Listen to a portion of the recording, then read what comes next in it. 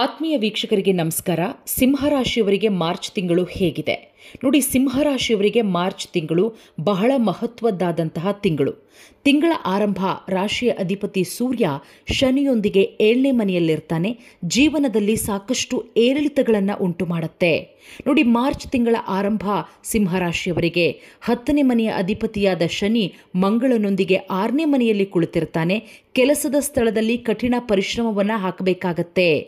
ಸಿಂಹರಾಶಿಯ ಉದ್ಯೋಗಸ್ಥರು, ವ್ಯಾಪಾರಸ್ಥರಿಗೆ ತಿಂಗಳ ಆರಂಭ ಬುಧದೊಂದಿಗೆ 7ನೇ ಮನೆಯಲ್ಲಿ ಸೂರ್ಯ ಶನಿ ಇರ್ತಾನೆ. ಇದರಿಂದ ವ್ಯಾಪಾರದಲ್ಲಿ ಏರುಪೇರಾಗುವಂಥ ಸಾಧ್ಯತೆ ಇದೆ. ಸಿಂಹರಾಶಿಯವರಿಗೆ ತಮ್ಮ ಪ್ರಯತ್ನವನ್ನು ಹೆಚ್ಚಿಸ್ಕೋಬೇಕು. ಮನಸ್ಸು ಕಲಿಕೆಯತ್ತ ಹೊರಡ್ತಾ ಇರುತ್ತೆ ನೋಡಿ. ಕೇತು ಮಹಾರಾಜ 2ನೇ ಮನೆಯಲ್ಲಿ ಉಪಸ್ಥಿತನಿರೋದ್ರಿಂದ ಮಾರ್ಚ್ 15ರಿಂದ ಮಂಗಳ 7ನೇ ಮನೆಗೆ ಪ್ರವೇಶ ಮಾಡ್ತಾನೆ.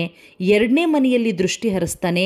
ಈ ಸಮಯ ಕುಟುಂಬ ಸದಸ್ಯರ ನಡುವೆ ಉದ್ವಿಗ್ನತೆ, ಘರ್ಷಣೆ ಹೆಚ್ಚಾಗಬಹುದು.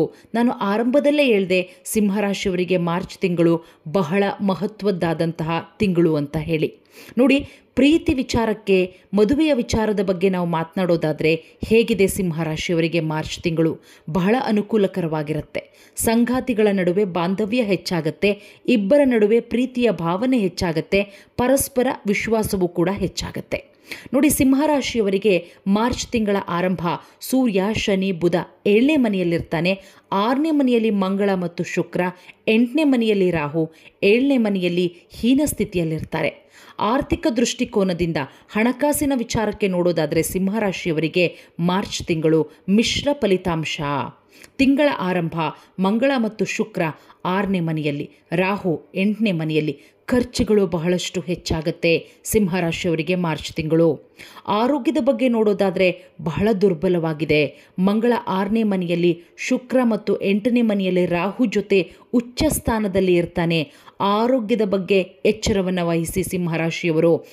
ಆರೋಗ್ಯದ ಬಗ್ಗೆ ಕೆಲವೊಂದಿಷ್ಟು ತೊಂದರೆಗಳಾಗುವಂಥ ಸಾಧ್ಯತೆ ಇದೆ, ನೇರವಾಗಿ ಸೂಚಿಸ್ತಾ ಇದೆ. ಹಾಗಾಗಿ ಆರೋಗ್ಯದ ಬಗ್ಗೆ ಸಿಂಹರಾಶಿಯವರು ಸಂಪೂರ್ಣವಾದಂಥ ಕಾಳಜಿಯನ್ನು ವಹಿಸಬೇಕಾಗುತ್ತೆ. ಒಟ್ಟಾರೆಯಾಗಿ ನೋಡೋದಾದರೆ ಅಷ್ಟೇನು ಚೆನ್ನಾಗಿಲ್ಲ ಸಿಂಹರಾಶಿಯವರಿಗೆ ಮಾರ್ಚ್ ತಿಂಗಳು. ಎಲ್ಲ ವಿಚಾರದಲ್ಲೂ ಕೂಡ ಒಂದು ಸ್ವಲ್ಪ ಮಟ್ಟಿಗೆ ಇರುಸು ಮುರುಸು ಆಗುತ್ತೆ. ದಯವಿಟ್ಟು ಯಾವ ಸಿಂಹರಾಶಿಯವರು ಕೂಡ ಬೇಜಾರು ಮಾಡಿಕೊಳ್ಳುವಂಥ ಅವಶ್ಯಕತೆ ಇಲ್ಲ. ಮುಂಬರುವ ದಿನಗಳಲ್ಲಿ ನೋಡೋಣ, ಒಳ್ಳೆಯ ಟೈಮ್ ಬರುತ್ತೆ. ಹಾಗಾಗಿ ಮಾರ್ಚ್ ತಿಂಗಳು ಸ್ವಲ್ಪ ಮಟ್ಟಿಗೆ ಹುಷಾರಾಗಿರಿ. ಒಂದು ಸ್ವಲ್ಪ ಪರಿಹಾರವನ್ನು ಹೇಳ್ಕೊಡ್ತೀನಿ, ಈ ಪರಿಹಾರವನ್ನು ಮಾಡಿ ನೋಡಿ. ಪ್ರತಿ ಭಾನುವಾರ ಸೂರ್ಯ ದೇವರಿಗೆ ನಮಸ್ಕರಿಸ್ತಾ ಬನ್ನಿ, ಸೂರ್ಯನನ್ನು ಆರಾಧಿಸ್ತಾ ಬನ್ನಿ, ಸೂರ್ಯನನ್ನು ಪೂಜಿಸ್ತಾ ಬನ್ನಿ. ಖಂಡಿತ ಅದರಿಂದ ಒಳ್ಳೆಯ ರಿಸಲ್ಟನ್ನು ಪಡಿತೀರಾ ಸಿಂಹರಾಶಿಯವರು ನೋಡಿ. ಎಲ್ಲ ಸಿಂಹರಾಶಿಯವ್ರಿಗೂ ಕೂಡ ಒಳ್ಳೆಯದಾಗಲಿ. ಧನ್ಯವಾದ. ನಮಸ್ಕಾರ.